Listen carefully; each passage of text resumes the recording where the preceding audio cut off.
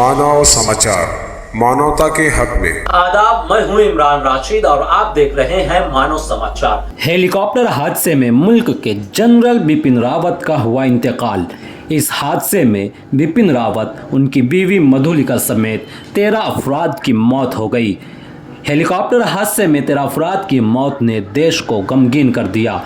इस हादसे की तेज़ रफ्तारी और बारीकी से जांच जारी है। हेलीकॉप्टर में कुल 14 अफराद सवार थे, जिसमें से 13 की मौत हो गई, जबकि ग्रुप कैप्टन वरुण सिंह का अस्पताल में इलाज जारी है। एक प्रोग्राम में शिरकत के बाद सलोर लौट रहे थे जनरल बिपिन रावत के किसी वजह से घने जंगल में हेलीकॉप्टर क्रैश कर गया। इस हादसे का अभी तक खुलासा नहीं हुआ है। हवाई फौज की जानिब से जांच के लिए इंक्वायरी बिठाई गई।